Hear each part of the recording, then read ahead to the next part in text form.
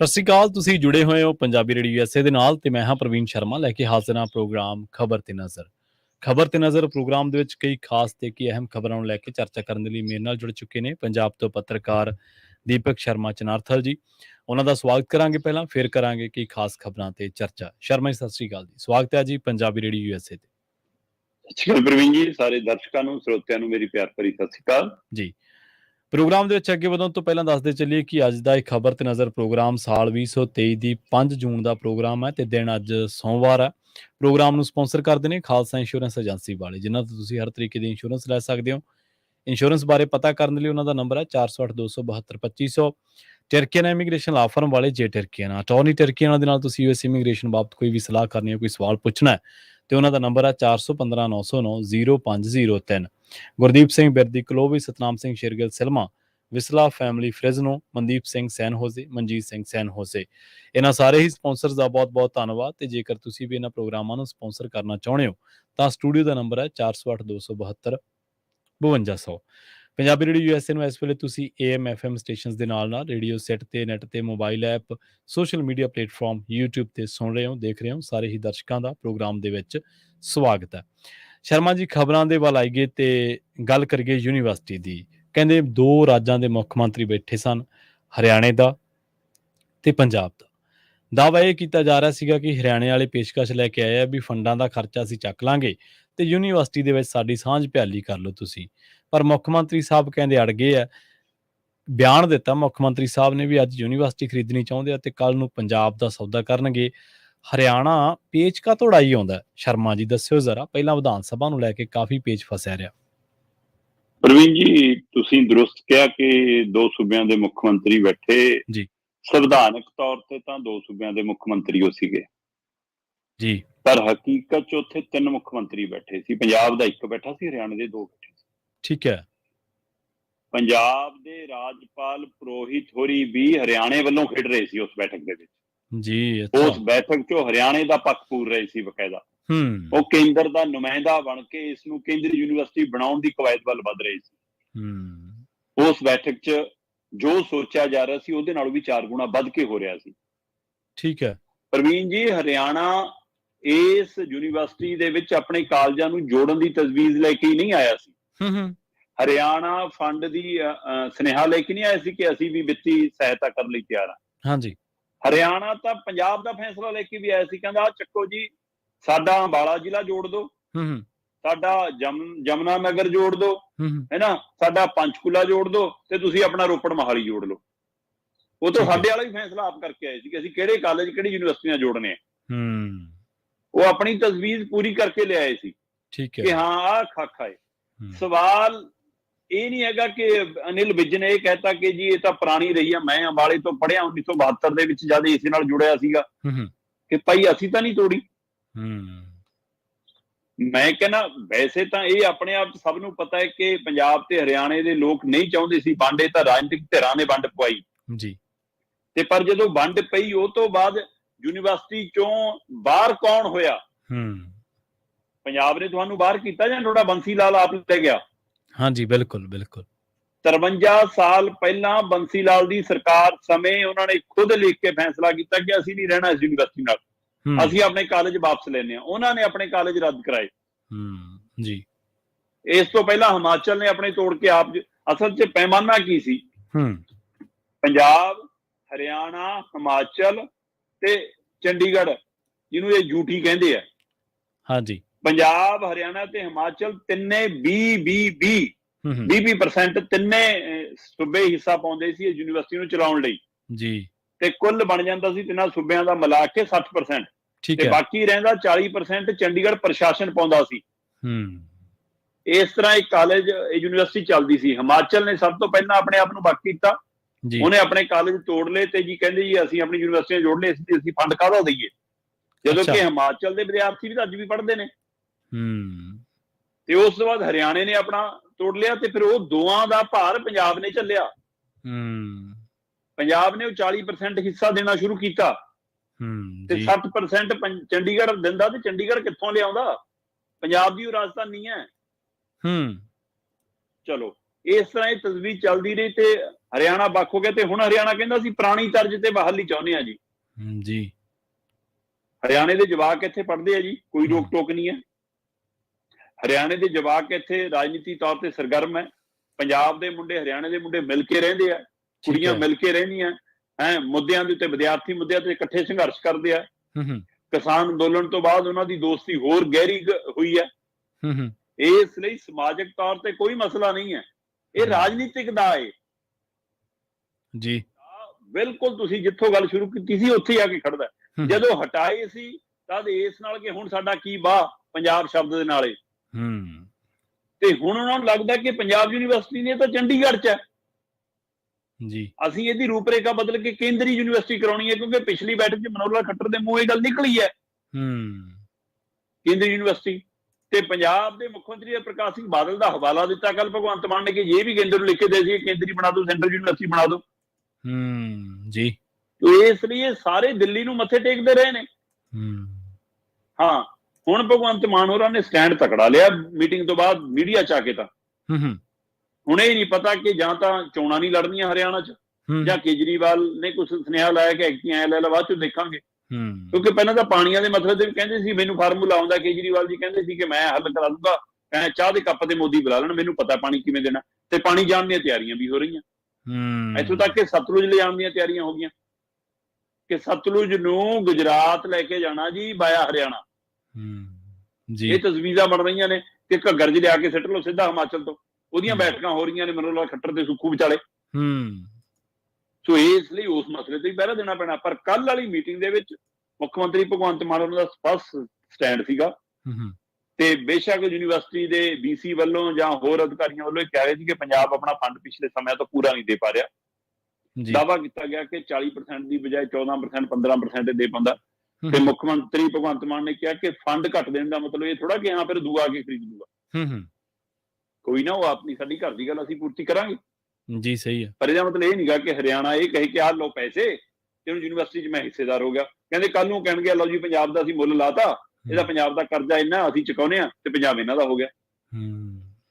ਸੋ ਕਹਿੰਦੇ ਕਿ ਇਸ ਲਈ ਅੱਜ ਯੂਨੀਵਰਸਿਟੀ ਖਰੀਦਣਾ ਨੇ, ਕੱਲ ਨੂੰ ਪੰਜਾਬ ਦਾ ਦਾਅਵਾ ਕਰਨਗੇ ਕਿ ਇਹ ਨਹੀਂ ਚੱਲੂਗਾ। ਉਹਨਾਂ ਨੇ ਸਪਸ਼ਟ ਕਹਿਤਾ, ਜਦੋਂ ਕਿ ਹਰਿਆਣੇ ਵਾਲੇ ਔਰ ਸਣੇ ਮੁੱਖ ਮੰਤਰੀ ਮਨੋਹਰ ਖੱਟਰ ਦੇ ਨਾਲ ਪੰਜਾਬ ਦੇ ਰਾਜਪਾਲ ਬਕਾਇਦਾ ਇੱਕੋ ਪਾਸੇ ਖੇਡ ਰਹੇ ਸੀ ਤੇ ਉਹ ਇਸ ਗੱਲ ਤੇ ਜ਼ੋਰ ਦੇ ਰਹੇ ਸੀ ਕਿ ਨਹੀਂ ਇਹ 'ਚ ਹਰਿਆਣੇ ਦਾ ਹਿੱਸਾ ਹੋਣਾ ਚਾਹੀਦਾ, ਰਹਿਣ ਦਾ ਹਿੱਸਾ ਪਵਾ ਲਓ, ਉਹਨਾਂ ਦੇ ਕਾਲਜ ਐਫੀਲੀਏਟ ਕਰਾਓ। ਉਹ ਕਹਿੰਦੇ ਕਾਲਜਾਂ ਦਾ ਮਸਲਾ ਨਹੀਂਗਾ, ਮਸਲਾ ਅਸੀਂ ਸਾਫ਼ ਕਹਿੰਦੇ ਹਾਂ ਕਿ ਇੱਕ ਹੋਣ ਦਾ ਮਸਲਾ। ਹੁਣ ਪੰਜਾਬ ਯੂਨੀਵਰਸਿਟੀ ਹੁਣ ਪੰਜਾਬ ਦੀ ਹੈ, ਅਸੀਂ ਨਾ ਇਹਨਾਂ ਨੂੰ ਬਾਹਰ ਕੀਤਾ ਸੀ, ਆਪਣੀ ਮਰਜ਼ੀ ਨਾਲ ਬਾਹਰ ਗਏ ਨੇ, ਹੁਣ ਆਉਣ ਨਹੀਂ ਦੇਵਾਂਗੇ।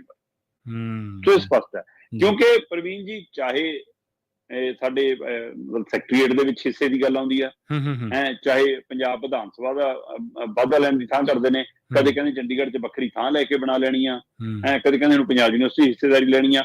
ਇਹ ਸਾਰਾ ਕੁਛ ਚੰਡੀਗੜ੍ਹ ਤੋਂ ਪੰਜਾਬ ਨੂੰ ਬਾਹਰ ਕਰਨ ਦੀ ਕਵਾਇਦ 'ਚ ਪੁੱਟੇ ਜਾ ਰਹੇ ਕਦਮ ਜੀ ਜੀ।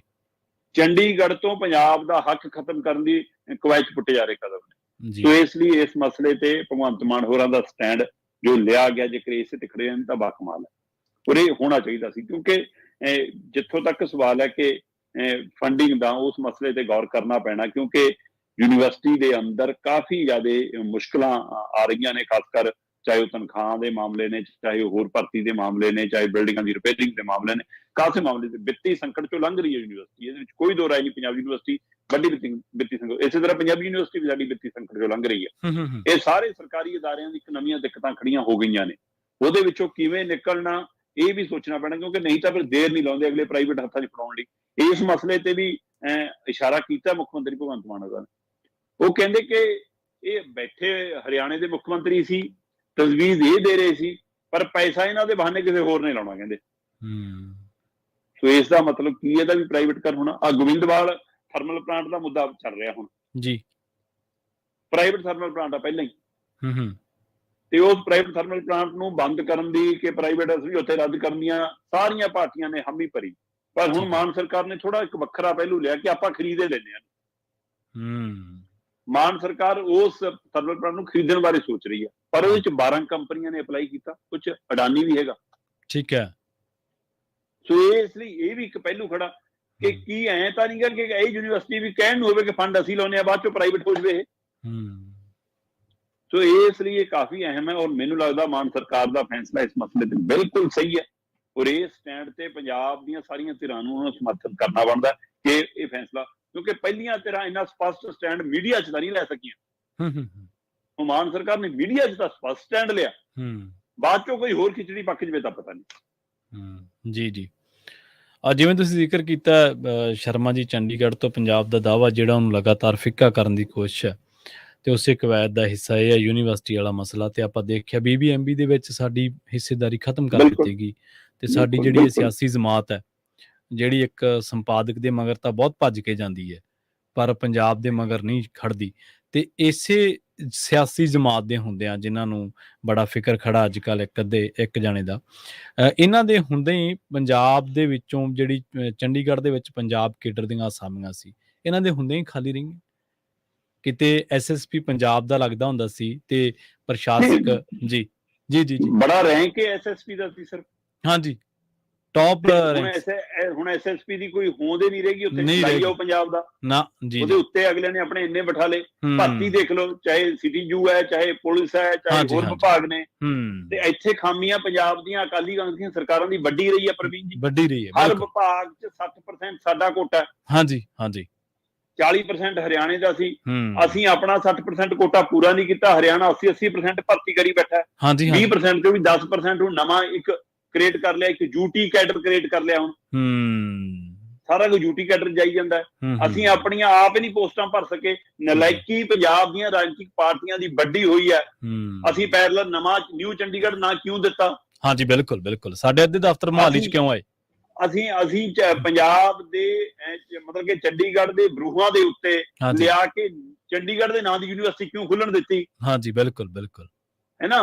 ਸੋ ਇਸ ਲਈ ਕਿੰਨੇ ਸਵਾਲ ਖੜੇ ਨੇ। ਅਸੀਂ ਆਪਣੇ ਦਫ਼ਤਰ ਚੱਕ ਕੇ ਮੋਹਾਲੀ ਕਿਉਂ ਲੈ ਕੇ ਗਏ? ਹਾਂਜੀ, ਤੇ ਉਹ ਇਸ ਲਈ ਅਸੀਂ ਆਪ ਨਲਾਇਕੀ ਕੀਤੀ ਹੈ।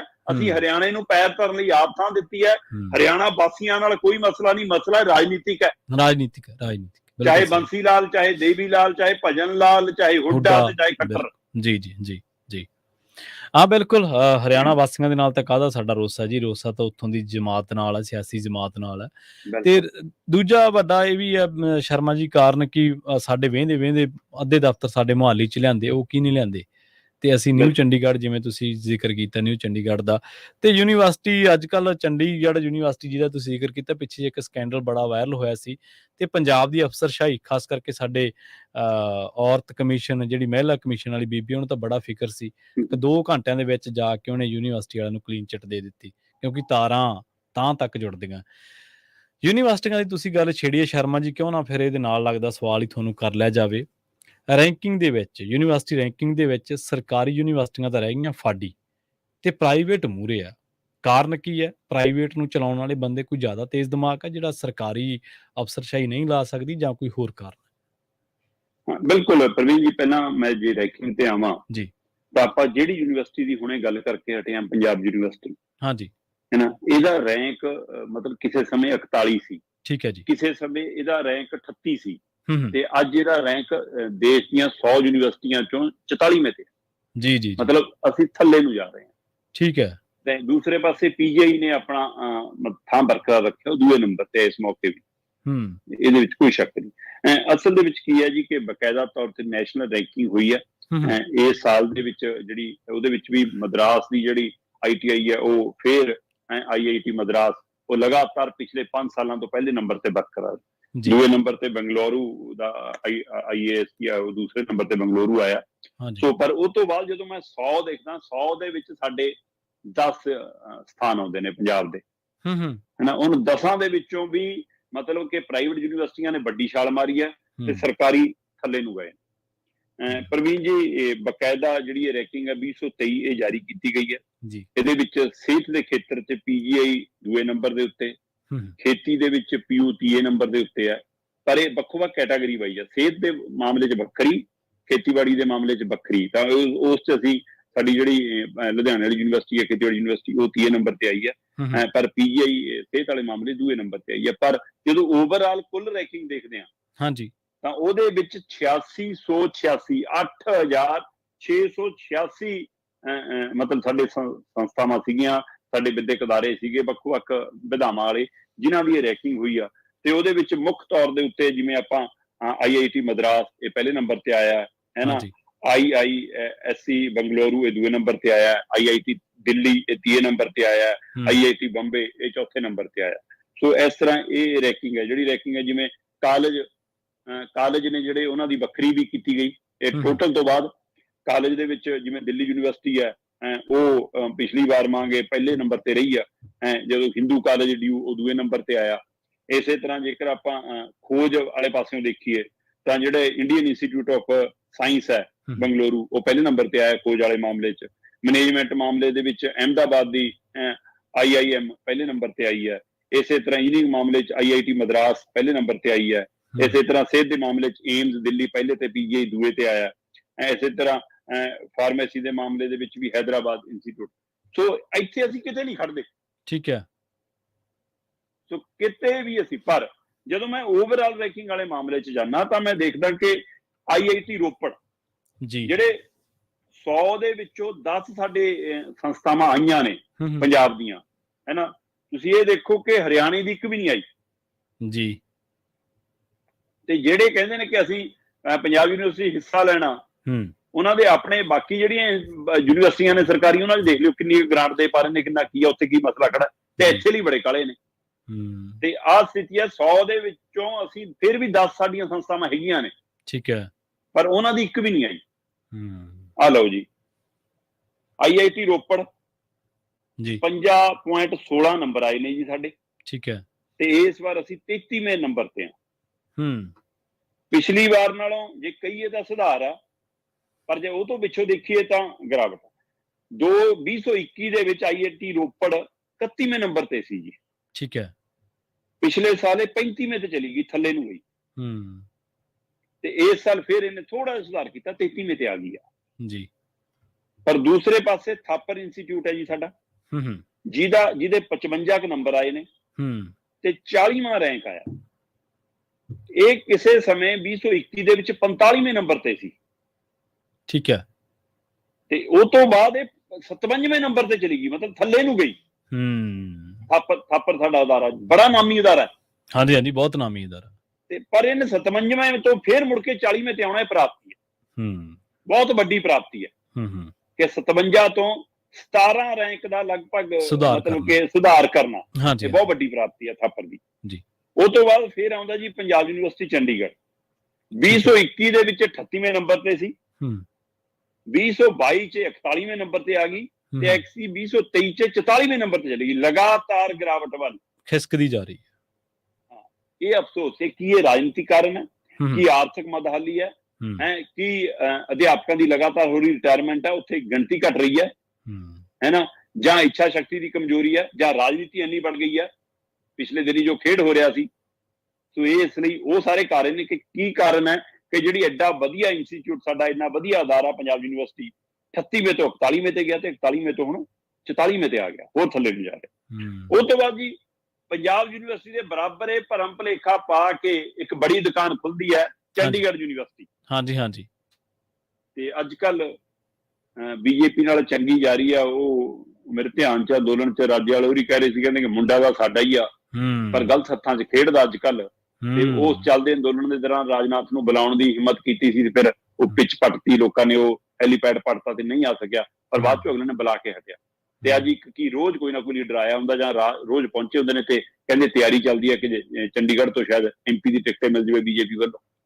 ਸੋ ਉਹ ਯੂਨੀਵਰਸਿਟੀ ਜਿਹੜੀ ਮਤਲਬ ਪੰਜਾਬ ਯੂਨੀਵਰਸਿਟੀ ਚੰਡੀਗੜ੍ਹ ਦੇ ਬਰਾਬਰ ਇਸ ਨਾਲ ਭੁਲੇਖਾ ਪਾਉਂਦੀ ਹੈ। ਕਈਆਂ ਨੂੰ ਤਾਂ ਬਾਅਦ ਚੋਂ ਆ ਕੇ ਪਤਾ ਲੱਗਦਾ, ਜਦੋਂ ਖਰੜ ਤੋਂ 3 ਵੀਲਰ ਲੈ ਕੇ ਜਾਂਦੇ ਨੇ ਕਿ ਅੱਛਾ ਅਸੀਂ ਤਾਂ ਪੰਜਾਬ ਯੂਨੀਵਰਸਿਟੀ ਸੋਚ ਕੇ ਐਡਮਿਸ਼ਨ ਲਈ ਸੀ।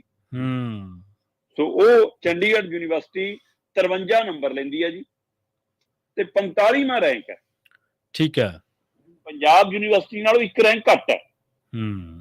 ਇੱਥੇ ਕਿਹਾ ਜਾ ਸਕਦਾ ਕਿ ਲੈ ਵੀ ਪੰਜਾਬ ਯੂਨੀਵਰਸਿਟੀ ਚੰਗੀ ਹੈ, ਪਰ ਨਾ ਥੋੜਾ ਜਿਹਾ ਪਿੱਛੇ ਨੂੰ ਜਾਓ ਜੀ। ਪ੍ਰਵੀਨ ਜੀ 77ਵੇਂ ਨੰਬਰ ਤੇ ਸੀ 2021 ਦੇ ਵਿੱਚ, ਅੱਛਾ, ਤੇ ਪਿਛਲੇ ਸਾਲ 48ਵੇਂ ਤੇ ਆਈ, 77ਵੇਂ ਤੋਂ ਸਿੱਧੀ, ਤੇ ਐਕਟੀ 48 ਤੋਂ ਸਿੱਧੀ 45 ਤੇ ਆਈ ਜੀ। ਸੋ ਇਹਦੇ ਨਾਲ ਇਹ ਥੱਲੇ ਲਵਲੀ ਯੂਨੀਵਰਸਿਟੀ ਹੈ, ਠੀਕ ਹੈ। ਲਵਲੀ ਯੂਨੀਵਰਸਿਟੀ 53.22 ਨੰਬਰ ਲੈ ਕੇ ਲਗਭਗ ਬਰਾਬਰ ਹੈ, 53.29 ਨੇ ਚੰਡੀਗੜ੍ਹ ਯੂਨੀਵਰਸਿਟੀ ਦੇ, ਇਹਦੇ 53.32 ਨੇ, ਤੇ ਪੰਜਾਬ ਯੂਨੀਵਰਸਿਟੀ 53.31 ਨੇ, ਸੋ ਲਗਭਗ ਬਹੁਤ ਨੇੜੇ ਨੇੜੇ ਨੇ। ਤੋ ਜੀ ਇਹ 53.22 ਨੰਬਰ ਲੈ ਕੇ ਲਵਲੀ ਯੂਨੀਵਰਸਿਟੀ 46ਵਾਂ ਰੈਂਕ ਹੈ। ਠੀਕ ਹੈ। 44ਵਾਂ ਰੈਂਕ ਪੰਜਾਬ ਯੂਨੀਵਰਸਿਟੀ ਦਾ, 45ਵਾਂ ਰੈਂਕ ਚੰਡੀਗੜ੍ਹ ਯੂਨੀਵਰਸਿਟੀ ਦਾ, ਘੜੂਏ ਵਾਲੀ ਦਾ, 46ਵਾਂ ਲਵਲੀ ਦਾ। ਪਿਛਲੇ ਸਾਲ ਇਹਦਾ 58ਵਾਂ ਨੰਬਰ ਸੀ, ਉਹ ਤੋਂ ਪਿਛਲੇ ਸਾਲ 81ਵਾਂ ਨੰਬਰ ਸੀ ਜੀ। 81 ਤੋਂ 58, 58 ਤੋਂ 46 ਤੇ ਅਗਲੇ ਸਾਲ ਇਹਦਾ ਮਤਲਬ ਇਹ ਦੋਏ ਯੂਨੀਵਰਸਿਟੀਆਂ ਪੰਜਾਬ ਯੂਨੀਵਰਸਿਟੀਆਂ ਤੋਂ ਉੱਪਰ ਜਾਣ ਦੀ ਤਿਆਰੀ ਚ, ਹਾਂ ਛੱਡ ਜਾਣਗੇ ਇਹਨੂੰ। ਠੀਕ ਹੈ ਜੀ। ਹੁਣ ਇੱਥੋਂ ਦਾ ਲਾ ਲਓ, ਉਹ ਤੋਂ ਬਾਅਦ ਫਿਰ ਸਾਡਾ ਮੋਹਾਲੀ ਵਾਲਾ ਇੰਸਟੀਚਿਊਟ ਆਉਂਦਾ, ਉਹ 51 ਨੰਬਰ ਤੇ ਹੈ ਨਾ। ਫਿਰ ਸਾਡਾ ਇੰਸਟੀਚਿਊਟ ਆਫ ਟੈਕਨੋਲੋਜੀ ਜਲੰਧਰ ਆਉਂਦਾ, ਉਹਦਾ 72ਵਾਂ ਰੈਂਕ ਹੈ। ਫਿਰ ਸਾਡੀ ਪੰਜਾਬ ਐਗਰੀਕਲਚਰ ਯੂਨੀਵਰਸਿਟੀ ਓਵਰਆਲ ਦੇ ਵਿੱਚ 74ਵੇਂ ਰੈਂਕ ਤੇ ਹੈ ਨਾ। ਗੁਰੂ ਨਾਨਕ ਦੇਵ ਯੂਨੀਵਰਸਿਟੀ ਸਾਡੀ 87ਵੇਂ ਨੰਬਰ ਤੇ ਹੈ ਜੀ 100 ਦੇ ਵਿੱਚੋਂ। ਸੋ ਇਸ ਲਈ ਜਿਹੜੀ ਗੱਲ ਤੁਸੀਂ ਕਰ ਰਹੇ ਸੀ, ਪ੍ਰਾਈਵੇਟ ਯੂਨੀਵਰਸਿਟੀਆਂ ਦੇ ਕੋਲ ਸਰਕਾਰੀ ਯੂਨੀਵਰਸਿਟੀਆਂ ਨਾਲੋਂ ਵਧੀਆ ਢਾਂਚਾ ਨਹੀਂ ਹੋ ਸਕਦਾ ਜੀ ਜੀ ਜੀ, ਵਧੀਆ ਇਮਾਰਤਾਂ ਨਹੀਂ ਹੋ ਸਕਦੀਆਂ, ਵਧੀਆ ਲੈਬ ਨਹੀਂ ਹੋ ਸਕਦੀਆਂ, ਵਧੀਆ ਅਧਿਆਪਕ ਨਹੀਂ ਹੋ ਸਕਦੇ, ਹੈ ਨਾ। ਪਰ ਉਹਦੇ ਬਾਵਜੂਦ ਉਹਨਾਂ ਨੂੰ ਮਾਲ ਵੇਚਣਾ ਆਉਂਦਾ ਹੈ, ਉਹਨਾਂ ਨੂੰ ਮਸ਼ਹੂਰੀ ਕਰਨੀ ਆਉਂਦੀ ਹੈ, ਉਹਨਾਂ ਨੂੰ ਫੈਸਲਾ ਤੁਰੰਤ ਲੈਣਾ ਆਉਂਦਾ ਹੈ। ਹਾਂਜੀ, ਮਾਰਕੀਟ ਟੀਮਾਂ ਨੇ। ਤੇ ਸਰਕਾਰੀ ਯੂਨੀਵਰਸਿਟੀਆਂ ਦੇ ਵਿੱਚ ਅਸੀਂ ਕਹਿੰਦੇ ਮੇਰਾ ਕੰਮ ਕਲਾਸ ਲਾਉਣਾ ਹੀ ਹੈ, ਉਹ ਤੋਂ ਬਿਨਾਂ ਮੇਰਾ ਕੰਮ ਨਹੀਂ ਕੋਈ ਸੁਧਾਰ ਵੱਲ ਦੇਖਣਾ। ਸੋ ਇਸ ਲਈ ਜਿਹੜਾ ਆ ਸਾਡੀ ਹੋਮੇ ਹੈ ਕਿ ਮੇਰਾ ਇਹ ਕੰਮ ਨਹੀਂਗਾ ਤੇ ਇਹ ਤੇਰਾ ਕੰਮ ਹੈ, ਜਾਂ ਤੇਰਾ ਕੰਮ ਨਹੀਂ ਤਾਂ ਮੇਰਾ ਕੰਮ ਨਹੀਂਗਾ, ਜਿਹੜੀ ਇਹ ਹੈ, ਇਹਨਾਂ ਨੇ ਸਰਕਾਰੀ ਅਦਾਰਿਆਂ ਦਾ ਮਤਲਬ ਕਿ ਸਥਿਤੀ ਡਾਵਾਡੋਲ ਕੀਤੀ ਹੈ। ਜਦੋਂ ਕਿ ਪ੍ਰਾਈਵੇਟ ਵਾਲੇ ਕਹਿੰਦੇ ਕਿ ਅਸੀਂ ਮਾਲ ਡੁਗਡੁਗੀ ਵਜਾ ਕੇ ਵੇਚਦੇ ਹਾਂ ਤੇ ਉਸ ਨੂੰ ਫਿਰ ਐਵੇਂ ਪ੍ਰਚਾਰਦੇ ਹਾਂ। ਇਹਨਾਂ ਦੇ 100 ਜਵਾਕਾਂ ਨੂੰ ਕੋਈ ਚੰਗੀ ਨੌਕਰੀ ਮਿਲ ਜਾਂਦੀ ਆ ਤਾਂ ਉਹ ਅਰਬਾਂ ਖਰਬਾਂ ਦੇ ਇਸ਼ਤਿਹਾਰ ਜਾਰੀ ਹੁੰਦੇ ਨੇ, ਪਰ ਇਹ ਸਾਰੇ ਲੋਕ ਭੁੱਲ ਜਾਂਦੇ ਨੇ ਕਿ 100 ਤੋਂ ਬਾਅਦ ਜਿਹੜੇ ਹਜ਼ਾਰਾਂ ਪੜ੍ਹ ਕੇ ਗਏ ਉਹ ਕਿੱਥੇ ਨੇ, ਉਹ ਕਿੱਥੇ ਨੇ। ਬਿਲਕੁਲ ਸਹੀ। ਪਰ ਸਰਕਾਰੀ ਅਦਾਰਿਆਂ ਦੇ ਵਿੱਚ ਜਿੰਨੇ ਬੱਚੇ ਨਿਕਲਦੇ ਨੇ, ਕੱਲ ਨੂੰ ਜਿੱਥੇ ਜਿੱਥੇ ਸੈੱਟ ਹੁੰਦੇ ਨੇ, ਪਰ ਉਹਨਾਂ ਨੂੰ ਕਦੇ ਪ੍ਰਚਾਰ ਹੀ ਨਹੀਂ ਪਾਈ ਯੂਨੀਵਰਸਿਟੀ। ਕਿ ਇਹਨਾਂ ਯੂਨੀਵਰਸਿਟੀਆਂ ਚੋਂ ਨਿਕਲ ਕੇ ਪਾਈ ਮੰਤਰੀ, ਮੁੱਖ ਮੰਤਰੀ, ਪ੍ਰਧਾਨ ਮੰਤਰੀ, ਹੈ ਨਾ, ਲੀਡਰ, ਆ ਬੜੇ ਰੈਂਕ, ਬੜੇ ਅਧਿਕਾਰੀ ਆ ਬਣੇ ਨੇ। ਤੇ ਪ੍ਰਾਈਵੇਟ ਯੂਨੀਵਰਸਿਟੀਆਂ ਦੇ ਵਿੱਚੋਂ, ਪ੍ਰਾਈਵੇਟ ਸਕੂਲਾਂ ਚੋਂ ਨਿਕਲ ਕੇ ਪ੍ਰਾਈਵੇਟ ਨੌਕਰੀਆਂ 'ਚ ਗਏ ਨੇ। ਤੋ ਇਸ ਲਈ ਬਹੁਤ ਬੜਾ ਸਵਾਲ ਖੜਾ ਕਿ ਕੀ ਇਹ ਇੱਕ ਖੇਡ ਹੁੰਦੀ ਹੈ। ਸੋ ਟੌਪ 10 ਚ ਅਸੀਂ ਕਿਤੇ ਨਹੀਂ ਹੈਗੇ ਜੀ, 100 ਦੇ ਵਿੱਚ ਅਸੀਂ ਹੈਗੇ ਆ, ਹੈ ਨਾ, ਪਰ ਸਾਡੀ ਸਥਿਤੀ ਬਹੁਤ ਕਮਜ਼ੋਰ ਹੈ। 9 ਜਾਂ 10 ਅਦਾਰੇ ਸਾਡੇ ਆਉਂਦੇ ਨੇ। ਸੋ ਇਸ ਲਈ ਇਸ ਵੱਲ ਵੀ ਸਰਕਾਰ ਨੂੰ ਗੌਰ ਕਰਨ ਦੀ ਲੋੜ ਹੈ ਜੀ। ਤੱਪੜਾਂ ਦੇ ਬਹਿੰਦੇ ਬਹਿੰਦੇ ਪੜ੍ਹ ਗਏ ਆ 21ਵੀਂ, ਇੱਕ ਗਾਣਾ ਹੈ ਸੱਜਣ ਅਦੀਪ ਨੇ ਗਾਇਆ, ਸ਼ਰਮਾ ਜੀ। ਹੁਨਰ ਪੈਦਾ ਕਰਨ ਦੇ ਵਿੱਚ, ਸਰਵ ਗੁਣ ਪਾਉਣ ਦੇ ਵਿੱਚ ਸਰਕਾਰੀ ਅਦਾਰਿਆਂ ਦੀ ਕੋਈ ਕਮੀ ਨਹੀਂ ਹੈ। ਇਹਦੇ 'ਚ ਕੋਈ ਦੋ ਰਾਏ ਨਹੀਂ ਕਿ ਪੰਜਾਬ ਦੇ ਹੀ ਸਰਕਾਰੀ ਅਦਾਰਿਆਂ ਨੇ ਹੁਣ ਤੱਕ ਪੰਜਾਬ ਦੇ ਵਿੱਚੋਂ IAS, IPS, PCS ਤੇ ਵੱਡੇ ਵੱਡੇ ਓਲੰਪੀਅਨ ਪੈਦਾ ਕੀਤੇ ਨੇ। ਪਰ ਜੇਕਰ ਉਹਨਾਂ ਦੀ ਗੌਰ ਹੁੰਦੀ ਰਹੇ, ਜੇਕਰ ਉਹਨਾਂ ਦੀ ਪੈਰਵਾਈ ਹੁੰਦੀ ਰਹੇ, ਜੇਕਰ ਉਹਨਾਂ ਨੂੰ ਫੰਡ ਮਿਲਦੇ ਰਹਿਣ, ਠੀਕ ਹੈ, ਚਲੋ ਆਪਾਂ ਮੰਨ ਲੈਂਦੇ ਹਾਂ ਕਿ ਇੱਕ ਅਫਸਰ ਬੰਦਾ, ਇੱਕ ਮੁਲਾਜ਼ਮ ਬੰਦਾ ਅਦਾਰੇ 'ਚ ਸਾਰੇ ਕਿਤੇ ਆਪਣਾ ਰੋਲ ਅਦਾ ਨਹੀਂ ਕਰ ਸਕਦਾ। ਪਰ ਜੇਕਰ ਪ੍ਰਾਈਵੇਟ ਵਾਲੇ, ਜਿਵੇਂ ਤੁਸੀਂ ਜ਼ਿਕਰ ਕੀਤਾ ਕਿ ਉਹ ਕਰੋੜਾਂ ਰੁਪਈਆ 10 ਜਵਾਕਾਂ ਨੂੰ ਨੌਕਰੀ ਮਿਲ ਗਈ, ਤੇ ਜੇ 200 ਜਿਹੜੀ ਪਲੇਸਮੈਂਟ ਹੋਰ ਹੋਈ ਹੈ ਤੇ ਉਹਨਾਂ 'ਚ ਸਰਕਾਰੀਆਂ ਦੇ ਕਿੰਨੇ ਨੇ। ਸੋ ਸ਼ਖਸੀਅਤ ਉਸਾਰੀ ਦੇ ਵਿੱਚ ਅਸੀਂ, ਮੈਨੂੰ ਚੰਗੀ ਤਰ੍ਹਾਂ ਯਾਦ ਆ, ਸਾਡੇ ਸਕੂਲ ਦੇ ਵਿੱਚ ਖੋ ਖੇਡ ਰੱਖਣੀ 5ਵੀਂ 6ਵੀਂ ਤੱਕ, 8ਵੀਂ ਤੱਕ, ਮਿਡਲ ਤੱਕ ਲਾਜ਼ਮੀ ਵਾਂਗੂ ਹੀ ਹੁੰਦੀ ਸੀ। ਖੋ ਤੇ ਇੱਕ ਉਹ ਜਿਹੜੀ ਕਬੱਡੀ, ਜਿਹੜੀ ਜਿਹਨੂੰ ਸਾਰੇ ਪੈਂਦੇ ਹੁੰਦੇ ਸੀ, ਸਰਕਲ ਸਟਾਈਲ ਤਾਂ ਹੋਰ ਹਿਸਾਬ ਦੀ ਕਬੱਡੀ ਹੈ। ਇਹਨਾਂ ਦੇ ਵਿੱਚੋਂ ਇੱਕ ਗੇਮ ਲਾਜ਼ਮੀ ਹੁੰਦੀ ਸੀ, ਬਾਲ ਸੁਬਾ ਲਾਜ਼ਮੀ ਹੁੰਦੀ ਸੀ, ਫੱਟੀਆਂ ਲਾਜ਼ਮੀ ਲਿਖਾਈਆਂ ਜਾਂਦੀਆਂ ਸੀ, ਦਵਾਤਾਂ, ਛਾਈ, ਸਾਰਾ ਕੁਛ ਵਧੀਆ ਹੁੰਦਾ ਸੀ। ਤੇ 12ਵੀਂ ਤੱਕ ਸਰਕਾਰੀ ਸਕੂਲਾਂ 'ਚ ਪੜ੍ਹੇ। ਤੇ ਪਰ ਉਸ ਤੋਂ ਬਾਅਦ ਸਰਕਾਰੀ ਸਕੂਲਾਂ ਦੇ ਵਿੱਚ ਹੀ ਜਿਹੜਾ ਇਹ ਰਾਈਟ ਟੂ ਐਜੂਕੇਸ਼ਨ ਐਕਟ ਹੈ, ਇਹਨੇ ਜ਼ਿਆਦਾ ਉਹਦਾ ਜਿਹੜਾ ਉਹ ਸਿਸਟਮ ਦਾ ਬੇੜਾਗਰ ਕੀਤਾ। ਅਦਰਵਾਈਜ਼ ਸਰਕਾਰੀ ਸਕੂਲ, ਸਰਕਾਰੀ ਸੰਸਥਾਵਾਂ, ਸਰਕਾਰੀ ਅਦਾਰੇ ਕੋਈ ਮਾੜੇ ਨਹੀਂ ਸੀ ਕਿਸੇ ਵੀ ਗੱਲ ਦੇ ਵਿੱਚ। ਖੈਰ, ਉਮੀਦ ਕਰਦੇ ਹਾਂ ਕਿ ਸਰਕਾਰਾਂ ਇੱਧਰ ਵੱਲ ਵੀ ਧਿਆਨ ਦੇਣਗੀਆਂ ਤੇ ਜਿਹੜੇ ਪ੍ਰਾਈਵੇਟ ਸੈਕਟਰਾਂ ਵਾਲੇ ਅੱਗੇ ਲੰਘੀ ਜਾਂਦੇ, ਉਹਨਾਂ ਦਾ ਹੱਕ ਜ਼ਰੂਰ ਹੈ ਲੰਘਣਾ, ਪਰ ਉਹਨਾਂ ਨਾਲੋਂ ਸਾਡੇ ਜਿਹੜੇ ਅਦਾਰੇ ਉਹ ਕਿਤੇ ਜ਼ਿਆਦਾ ਸਮਰੱਥ ਨੇ। ਜਿਵੇਂ ਤੁਸੀਂ ਜ਼ਿਕਰ ਕੀਤਾ, ਇਮਾਰਤਾਂ ਵਾਈਜ਼, ਸਾਧਨਾਂ ਵਾਈਜ਼, ਸਾਰੇ ਕੁਛ।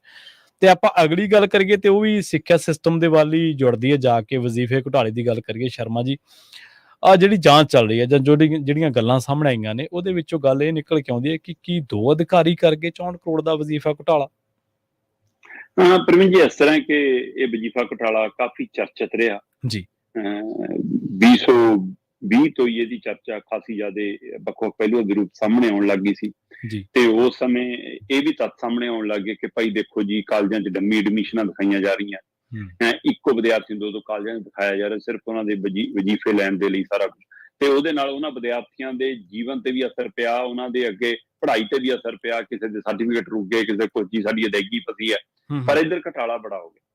ਹੁਣ ਮਤਲਬ ਕਿ ਮੌਜੂਦਾ ਸਰਕਾਰ ਨੇ ਇੱਕ ਇਹਦੇ ਵਿੱਚ ਡਿੰਗ ਪੁੱਟੀ ਹੈ, ਇਹਨਾਂ ਨੇ ਬਕਾਇਦਾ ਤੌਰ ਤੇ 2 ਅਧਿਕਾਰੀ ਨਾਮਜ਼ਦ ਕੀਤੇ ਨੇ ਕਿ ਇਹਨਾਂ ਦੀ ਖੇਡ ਸਾਰਾ ਕੁਝ ਹੋਇਆ ਤੇ ਇਸ ਲਈ ਜੀ ਇਹਨਾਂ ਤੇ ਕਾਰਵਾਈ ਕਰੋ। ਇੱਕ ਅਧਿਕਾਰੀ ਰਿਟਾਇਰ ਹੋ ਗਿਆ, ਉਹਦੀ ਪੈਨਸ਼ਨ ਰੋਕਤੀ, ਉਹਦੇ ਸਾਰੇ ਲਾਭ ਭੱਤੇ ਰੋਕਤੇ, ਇੱਕ ਅਧਿਕਾਰੀ ਨੂੰ ਬਰਖਾਸਤ ਕਰਨ ਦੇ ਹੁਕਮ ਦੇ ਦਿੱਤੇ ਗਏ ਨੇ, ਉਹਦੀ ਸਾਰੀ ਫਾਈਲ ਤਿਆਰ ਕਰਕੇ ਭੇਜ ਦਿੱਤੀ ਗਈ। ਠੀਕ ਹੈ, ਇਹ ਕਾਰਵਾਈ ਹੋਣੀ ਬਣਦੀ ਸੀ, ਹੈ ਨਾ, ਪਰ ਸਵਾਲ ਇਹ ਹੈ ਕਿ ਕੀ ਸਿਰਫ ਮਤਲਬ ਕਿ 2 ਅਧਿਕਾਰੀ ਕਰ ਗਏ ਵਜ਼ੀਫਾ ਘਟਾਲਾ, ਜਾਂ ਇਹਦੇ ਵਿੱਚ ਕਾਲਜਾਂ ਦੀ ਭੂਮਿਕਾ, ਜਾਂ ਇਹਨਾਂ ਦੇ ਵਿੱਚ ਕਾਲਜ ਮੁਖੀਆਂ ਦੀ ਭੂਮਿਕਾ, ਇਹਨਾਂ ਵਿੱਚ ਪ੍ਰਾਈਵੇਟ ਅਦਾਰਿਆਂ ਦੀ ਭੂਮਿਕਾ, ਇਹਦੇ ਵਿੱਚ ਮਤਲਬ ਕਿ ਸਾਡੀ ਰਾਜਨੀਤਿਕ ਧਿਰਾਂ ਦੀ ਭੂਮਿਕਾ, ਇਹਨਾਂ ਦੇ ਵਿੱਚ ਸਾਡੀ ਸਰਕਾਰਾਂ ਦੀ ਭੂਮਿਕਾ, ਉਹ ਕਿੱਥੇ ਜਾਂਚ ਦਾ ਵਿਸ਼ਾ, ਉਹ ਕਿੱਥੇ ਖੜੂਗਾ? ਕੀ ਸਾਹਿਬ ਸਿੰਘ ਧਰਮਸੋਤ ਨੂੰ ਸਵਾਲ ਦੇ ਘੇਰੇ 'ਚ ਲੈ ਲਿਆ ਤੇ ਆ 2 ਅਧਿਕਾਰੀ ਲੈ ਲਏ, ਮਾਮਲਾ ਹੱਲ ਹੋ ਜਾਊਗਾ, ਜਾਂ ਸੱਚਮੁੱਚ ਉਸ ਜੜ੍ਹਾਂ ਤੱਕ ਜਾਇਆ ਜਾਊਗਾ? ਕਿਉਂਕਿ ਇਸ ਪਹਿਲੂ ਦੇ ਵਿੱਚ 63.91 ਕਰੋੜ ਦਾ ਘਟਾਲਾ ਦੱਸਦੇ ਆ ਪ੍ਰਵੀਨ। ਠੀਕ ਹੈ, ਕੀ 64 ਕਰੋੜ 2 ਬੰਦੇ ਖਾ ਗਏ? ਇੰਨੀ ਹਿੰਮਤ ਹੈਗੀ ਆ 2 ਬੰਦਿਆਂ ਦੀ ਕਿ ਆਪਣੇ ਪੱਧਰ ਤੇ ਹੀ ਕੁਝ ਕਰ ਦੇਣ? ਹੋਰ ਛੱਡੋ, ਇਸ 64 ਕਰੋੜ ਦੇ ਵਿੱਚੋਂ ਵੈਸੇ ਆ ਹੁਣ ਉਹ ਐਂ ਕਰ ਰਿਹਾ ਸੀ ਕਿ ਇਹਦਾ ਮਤਲਬ ਵੀ 2 ਕਰੋੜ ਨਾ ਸਮਝ ਲਿਓ, ਇਹ ਤੇ ਮੈਂ 2 ਜਣਿਆਂ ਦੀ ਗੱਲ ਕਰ ਰਿਹਾ। ਹਾਂਜੀ, ਤੇ ਇੱਧਰ ਮਸਲਾ ਆਇਆ ਕਿ ਕਹਿੰਦੇ ਜੀ 39 ਕਰੋੜ ਹੈ ਇਹਦੇ ਵਿੱਚੋਂ, 39 ਕਰੋੜ ਰੁਪਈਆ ਉਹ ਰਾਸ਼ੀ ਹੈ ਪ੍ਰਵੀਨ ਜੀ ਜਿਹੜੀ ਮਤਲਬ ਕਿ ਉਹਨਾਂ ਇੰਸਟੀਚਿਊਟਾਂ ਨੂੰ ਮਿਲ ਗਈ ਜਿਹੜੇ ਹੈ ਹੀ ਨਹੀਂ, ਤੇ ਹੈ ਹੀ ਨਹੀਂ। ਕਾਗਜ਼ਾਂ 'ਚ ਅਦਾਰੇ ਬਣ ਗਏ, ਕਾਗਜ਼ਾਂ 'ਚ ਕਾਲਜ ਖੁੱਲ ਗਏ, ਕਾਗਜ਼ਾਂ 'ਚ ਐਡਮਿਸ਼ਨ ਹੋ ਗਈ, ਕਾਗਜ਼ਾਂ 'ਚ SC-BC ਵਿਦਿਆਰਥੀ ਆਰਥਿਕ ਤੌਰ ਤੇ ਕਮਜ਼ੋਰ ਵਰਗ ਨੇ ਦਾਖਲੇ ਲੈ ਲਏ, ਕਾਗਜ਼ਾਂ 'ਚ ਵਜ਼ੀਫਾ ਆ ਗਿਆ ਤੇ ਛਕ ਵੀ ਲਿਆ, ਤੇ ਧਰਾਤਲ ਤੇ ਕਾਲਜ ਹੈ ਹੀ ਨਹੀਂਗਾ ਜੀ। 39 ਕਰੋੜ ਰੁਪਈਆ ਏਦਾਂ ਗੋਲ ਪਿਆ। ਠੀਕ ਹੈ, ਕੀ ਇਹ ਕਲਰਕੇ ਕਾਲਜ ਖੜੇ ਕਰ ਗਏ, ਜਾਂ ਕਾਲਜ ਖੜੇ ਕਰਨ ਵਾਲੇ ਕੋਈ ਹੋਰ ਕਾਲਜ ਵਾਲੇ ਮਾਲਕ ਦੇ ਗਏ, ਜਾਂ ਉਹਦੇ ਵਿੱਚ ਕਿਹੜੀ ਰਾਜਨੀਤਿਕ ਧਿਰ ਦਾ ਥਾਪੜਾ ਸੀ, ਕਿਹੜੀ ਪਾਰਟੀ ਦਾ ਥਾਪੜਾ ਸੀ, ਕਿਹੜੀ ਸਰਕਾਰ ਦਾ ਆਸ਼ੀਰਵਾਦ ਸੀ? ਉੱਥੇ ਤੱਕ ਇਹ ਜਾਂਚ ਜਾਣੀ ਚਾਹੀਦੀ ਹੈ। ਸੋ ਇਹ ਜ਼ਰੂਰੀ ਹੈ, ਪੰਜਾਬ ਚਾਹੁੰਦਾ ਇਹਨਾਂ ਮਸਲਿਆਂ ਦੀ ਗੰਭੀਰਤਾ ਨਾਲ ਜਾਂਚ ਹੋਵੇ ਔਰ ਸਾਰੇ ਮਾਮਲਿਆਂ ਤੋਂ ਪਰਦਾ ਪਾਸ਼ ਹੋਵੇ ਤੇ ਦੋਸ਼ੀ ਅੰਦਰ ਜਾਣ, ਪਰ ਐ ਨਾ ਹੋਵੇ ਕਿ ਗੋਗਲੋਂ ਤੋਂ ਮਿੱਟੀ ਝਾੜ ਅਧਿਕਾਰੀਆਂ ਨੂੰ, ਇੱਥੇ ਇੱਕ ਮੁਲਾਜ਼ਮ ਨੂੰ, ਕਲਰਕ ਨੂੰ, ਅਜੀ ਮੈਨੂੰ ਰੇਲਵੇ ਵਾਲੇ ਮਾਮਲੇ 'ਚ ਮਤਲਬ ਕਿ ਕਿਤੇ ਕੱਲ ਨੂੰ ਸਿਗਨਲ ਵਾਲੇ ਨੂੰ ਫੜ ਕੇ ਕਹਿਣਗੇ ਕਿ ਇਹਦੀ ਗਲਤੀ ਸੀ, ਇਹਨੇ ਸਿਗਨਲ ਬਦਲਿਆ। ਸੋ ਇਸ ਲਈ ਇਹ ਇਸੇ ਤਰ੍ਹਾਂ ਬਚਾਅ ਵਾਲੇ ਤਰੀਕੇ ਕਿਤੇ ਇੱਥੇ ਨਾ ਲੱਭੇ ਜਾਣ, ਪਰ ਵਜ਼ੀਫੇ ਘਟਾਲੇ 'ਚ ਸਰਕਾਰ ਜਿਵੇਂ ਅੱਗੇ ਵਧ ਰਹੀ ਆ, ਹੋ ਸਕਦਾ ਆਉਣ ਵਾਲੇ ਸਮੇਂ 'ਚ ਬੜੇ ਮਗਰਮੱਛ ਫੜੇਗਾ। ਤੁਸੀਂ ਸ਼ੁਰੂਆਤ ਕੀਤੀ ਸੀ ਆਪਾਂ ਯੂਨੀਵਰਸਿਟੀ ਤੋਂ, ਤੇ ਉਸ ਤੋਂ ਬਾਅਦ ਅਗਲੀ ਖਬਰ ਆਪਾਂ ਯੂਨੀਵਰਸਿਟੀਆਂ ਦੀ ਕਰ ਲਈ। ਯੂਨੀਵਰਸਿਟੀਆਂ ਦੀ ਗੱਲ ਕਰਦੇ ਸਿੱਖਿਆ ਤੱਕ ਪਹੁੰਚੀ ਤੇ ਵਜ਼ੀਫਾ ਘੁਟਾਲਾ ਸਾਹਮਣੇ ਆ ਗਿਆ। ਹੁਣ ਤੁਸੀਂ ਆਪਦੀ ਖਬਰ ਦੇ ਵਿੱਚ ਜ਼ਿਕਰ ਕੀਤਾ ਸਾਧੂ ਸਿੰਘ ਧਰਮਸੋਤ ਦਾ, ਤੇ ਕਿਉਂ ਨਾ ਫਿਰ ਸਾਧੂ ਸਿੰਘ ਧਰਮਸੋਤ ਕੋਲੇ ਜਿਹੜਾ ਮਹਿਕਮਾ ਸੀ ਉਹਦੀ ਗੱਲ ਹੀ ਕਰ ਲਈਏ ਆਪਾਂ ਸ਼ਰਮਾ ਜੀ। ਪਿਛਲੇ 23 ਸਾਲਾਂ ਦੇ ਵਿੱਚ ਕਹਿੰਦੇ ਪੰਜਾਬ ਦੇ ਵਿੱਚ ਜੰਗਲਾਤ ਵਧਿਆ 38%, ਪਰ ਮੰਤਰੀ ਫਸ ਗਏ। ਹੁਣ ਮੰਤਰੀ ਤਾਂ ਸ਼ਰਮਾ ਜੀ ਪੁੱਛਣਗੇ ਨਾ ਵੀ ਜੰਗਲਾਤ ਤਾਂ ਵੱਧ ਗਿਆ, ਫਿਰ ਸਾਨੂੰ ਸਜ਼ਾ ਕਾਹਦੀ? ਅਸੀਂ ਤਾਂ ਸਗੋਂ ਟਰੀ ਗਾਰਡ ਹੀ ਲਗਵਾਏ ਸੀ, ਤੇ ਕੀ ਹੋ ਗਿਆ ਜੇ ਟਰੀ ਗਾਰਡ ਇੱਕ ਲੋਹੇ ਦਾ ਜਾਂ ਲੱਕੜ ਦਾ ਬਣਾ ਕੇ ਲਗਵਾ ਲਿਆ ਤੇ ਉਹਦੇ ਚੋਂ 4 ਛਿੱਲੜ ਕੋਈ ਇੱਧਰ ਉੱਧਰ ਹੋ ਗਏ, ਕੋਈ ਆਖਰ ਤਾਂ ਨਹੀਂ ਆ ਗਈ ਵੱਡੀ? ਜੀ ਬਿਲਕੁਲ ਜੀ, ਇੱਥੇ ਪੰਜਾਬ ਦੇ ਵਿੱਚ ਪਿਛਲੀਆਂ ਸਰਕਾਰਾਂ ਦੇ ਸਮੇਂ ਇਹ ਅੰਕੜੇ ਪਹਿਲਾਂ ਵੀ ਸਾਹਮਣੇ ਆਉਂਦੇ ਰਹੇ ਨੇ ਕਿ ਹਾਂ ਜੰਗਲਾਤ ਦਾ ਏਰੀਆ ਵੱਧ ਰਿਹਾ ਜੀ, ਹੈ ਨਾ, ਪਰ ਦੁਨੀਆ ਭਰ ਦੇ ਜਾਂ ਦੇਸ਼ ਭਰ ਦੀ ਮੁਕਾਬਲੇ ਕਿੰਨਾ ਵੱਧ ਰਿਹਾ ਇਹ ਆਪਣੇ ਆਪ ਸਵਾਲ ਹੈ। ਬੇਸ਼ੱਕ ਪਿਛਲੇ 23 ਸਾਲਾਂ 'ਚ 37.63% ਇਜ਼ਾਫਾ ਹੋਇਆ ਪੰਜਾਬ ਦੇ ਗ੍ਰੀਨ ਖੇਤਰ ਦਾ, ਪਰ ਜਿਹੜੀਆਂ ਸਰਕਾਰੀ ਅੰਕੜੇ ਹੁੰਦੇ ਨੇ ਪ੍ਰਵੀਨ ਜੀ, ਉਹ ਜੰਗਲਾਤ ਵਾਲੇ ਅੰਕੜੇ ਹੋਰ ਹੋਣੇ ਚਾਹੀਦੇ ਨੇ, ਤੇ ਹਰੇ ਖੇਤਰ ਦੇ ਅੰਕੜੇ ਹੋਰ ਹੋਣੇ ਚਾਹੀਦੇ ਨੇ। ਮਤਲਬ ਤੁਸੀਂ ਸੜਕ ਦੇ ਕਿਨਾਰੇ ਖੜੇ ਦਰਖਤਾਂ ਨੂੰ ਵੀ, ਖੇਤਾਂ 'ਚ ਖੜੇ ਦਰਖਤਾਂ ਨੂੰ ਵੀ, ਪਿੰਡਾਂ ਵੱਲੋਂ ਆਪਣੇ ਪੱਧਰ ਤੇ ਲਾਏ ਦਰਖਤਾਂ ਨੂੰ ਵੀ, ਕਿਸੇ ਦੇ ਫਾਰਮ ਹਾਊਸ ਨੂੰ ਵੀ ਤੁਸੀਂ ਜੰਗਲਾਤ ਏਰੀਆ ਦਿਖਾਈ ਜਾਓ, ਤੇ ਉਧਰ ਦਰਖਤ ਵੱਢਣ ਦੇ ਪੈਸੇ ਖਾਈ ਜਾਓ, ਤੇ ਤੁਸੀਂ ਟੀ ਗਾਰਡ ਕਹਿੰਦੇ ਤਾਂ ਟਰੀ ਨਹੀਂ ਛੱਡੇ ਇਹਨਾਂ ਨੇ ਤਾਂ ਜੀ, ਤੇ ਉਹ ਵੀ ਛੱਕ ਗਏ। ਇਸ ਲਈ 2 ਮੰਤਰੀ ਤਾਂ ਸਿੱਧੇ ਹੀ ਫਸੇ, ਹਜੇ ਹੋਰ ਪੁਰਾਣਿਆਂ ਨੂੰ ਕਿੰਨਿਆਂ ਨੂੰ ਪਾਲਾ ਚੜਿਆ ਹੋਣਾ, ਤੇ ਨਵਿਆਂ ਦਾ ਪਤਾ ਨਹੀਂ ਕੀ ਕਰ ਰਹੇ ਹੋਣੇ ਆਉਣ ਵਾਲੇ, ਕਿਉਂਕਿ ਇੱਕ ਦੂਏ ਨੇ ਖੁੱਲਣੀ ਹੁੰਦੀ ਹੈ ਨਾ ਅੱਗੇ ਪੱਤ ਦਾ। ਹਾਂਜੀ ਬਿਲਕੁਲ, ਸੋ ਇਸ ਲਈ ਅਜੇ ਪਤਾ ਨਹੀਂ, ਪਰ ਇਹ ਇੱਕ ਸ਼ੁਭ ਸੰਕੇਤ ਜ਼ਰੂਰ ਹੈਗਾ ਕਿ ਪਿਛਲੇ 23 ਸਾਲਾਂ 'ਚ 37.63% ਸਾਡੇ ਪੰਜਾਬ 'ਚ ਗ੍ਰੀਨ ਖੇਤਰ ਵਧਿਆ। ਅਗਲੇ 2 ਸਾਲਾਂ ਦੇ ਵਿੱਚ ਫਿਰ 3 ਕਰੋੜ ਬੂਟੇ ਲਾਉਣ ਦੀ ਕਵਾਇਦ ਆ। 1995 ਚ 1342 ਖੇਤਰ ਕਿਲੋਮੀਟਰ ਸੀਗਾ ਸਾਡਾ, ਹੈ ਨਾ, ਜਿਹੜਾ ਹੁਣ 2021 ਤੱਕ ਆਉਂਦੇ 1847 ਹੋ ਗਿਆ। ਸੋ ਚੰਗਾ ਵਾਧਾ ਉਹਦੇ ਵਿੱਚ, ਇਹਦੇ ਵਿੱਚ ਕੋਈ ਦੋ ਰਾਏ ਨਹੀਂ ਗੀ। ਜੇਕਰ ਮੈਂ ਜ਼ਿਲ੍ਹਾ ਵਾਈਜ਼ ਗੱਲ ਕਰਾਂ ਤਾਂ ਸਭ ਤੋਂ ਵੱਧ ਜੇਕਰ ਰਕਬਾ ਕਿਸੇ ਦਾ ਜੰਗਲਾਤ ਏਰੀਆ ਥੱਲੇ ਆਉਂਦਾ ਤਾਂ ਹੁਸ਼ਿਆਰਪੁਰ ਹੈ, 717 ਮਤਲਬ ਕਿ ਇਹ ਉਹਨਾਂ ਦਾ ਏਰੀਆ ਆਉਂਦਾ ਜਿਹੜਾ ਵਰਗ ਕਿਲੋਮੀਟਰ, 717 ਸਭ ਤੋਂ ਵੱਧ ਹੁਸ਼ਿਆਰਪੁਰ ਹੈ। ਉਹ ਤੋਂ ਬਾਅਦ ਰੋਪੜ ਜ਼ਿਲ੍ਹਾ ਆਉਂਦਾ ਜਿਹਦਾ 260 ਦੇ ਕਰੀਬ ਹੈ।